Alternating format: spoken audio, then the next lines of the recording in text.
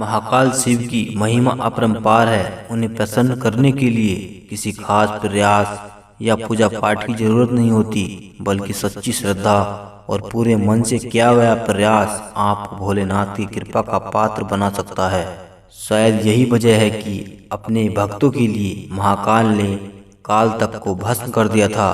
ऐसे ही एक कथा मिलती है हमारे धार्मिक ग्रंथों में, जिसे हम आपके साथ शेयर कर रहे हैं।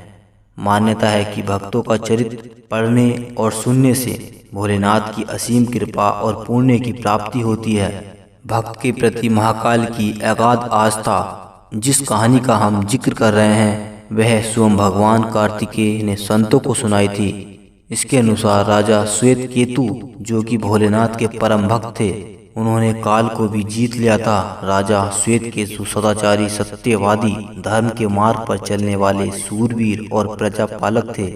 वह अत्यंत ही निष्ठा और प्रेम भाव से प्रजा का पालन और अगाध आस्था और श्रद्धा भाव से शिव भक्ति करते थे।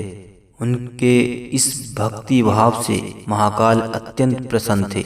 उनकी कृपा से श्वेत केतु के राज्य के लोग दुख, दरिद्रता, अकाल मृत्यु और महामारी से अछूत थे। एक दिन जब राजा श्वेत केतु का जीवन काल समाप्त होने को था और वह भोलेनाथ की आराधना में लीन थे, तब चित्रगुप्त ने यमराज से कहा कि राजा श्वेत केतु की आयु अब पूरी हो चुकी है, अब उनके प्राण हरने का समय है। तब यमराज ने अपने दूतों को आज्ञा दी कि वे जाएं और श्वेत केतु के प्राण हर लाएं। यमदूत राजा श्वेत केतु के पास पहुंचे तो वह शिव मंदिर में थे। दूत बाहर ही खड़े हो गए। श्वेत केतु गहरे ध्यान में थे। बहुत देर हो गई, न श्वेत केतु का ध्यान टूटा। दूत बिना अपना काम किए खड़े रहे। जब वे वापस नहीं पहुंचे तो यमराज ने विलंब होते देखा तो काल दंड संभाला और खुद चल पड़े। दूतों के आने में देरी होने के चलते यमराज स्वयं ही राजा श्वेत केतु के प्राण हरने पहुंचे। लेकिन वहां उन्होंने देखा कि वह तो महादेव की साधना में लीन है। अब तो वह सोच में पड़ गए कि इसके प्राण कैसे हरे। उन्होंने सोचा कि यह अभी पूरी तरह शिव पूजा में डूबा है। इस स्थिति में शिव पूजा का उल्लंघन नहीं किया जा सकता। तब वह भी बाहर ही खड़े हो गए।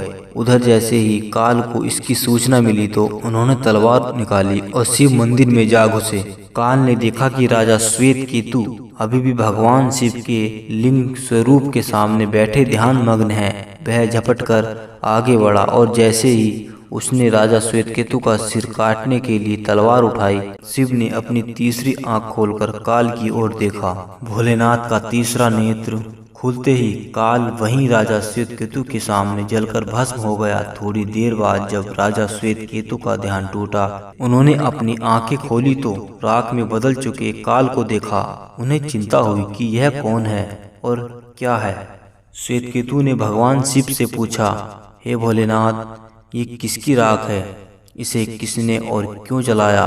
तब भोलेनाथ ने बताया कि यह काल था जो कि तुम्हारे प्राण हरने आया था। राजा श्वेत केतु ने कहा कि हे महाकाल, यह तो आपकी ही आज्ञा से तीनों लोक में विचरता है, लोक को नियंत्रण में रखता है। इसी के वजह से तो लोग पुण्य कार्य करते हैं। आप इन्हें अतिशीघ्र जीवन दान दे दे। शिव जी की कृपा से काल जी उठे और उसने उठते ही श्वेत केतु को अपने गले से लगाकर बोला, राजा, तुम जैसा तो तीनों लोकों में कोई नहीं।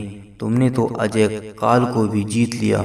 जीवनदान पाकर काल और यमराज ने कहा कि ऐसे जातक जो शिव जी के परम भक्त हैं, सच्चे मन और पूरी श्रद्धा से महाकाल की पूजा में लीन रहते हैं, सिर पर जटा और गले में रुद्राक्ष पहनते हैं, विभूति का त्रिपुंड ललाट पर लगाते हैं और पंचाक्षर मंत्र का जाप करते हैं, उन्हें कभी भी अकाल मृत्यु का ग्रास नहीं बनना पड़ेगा।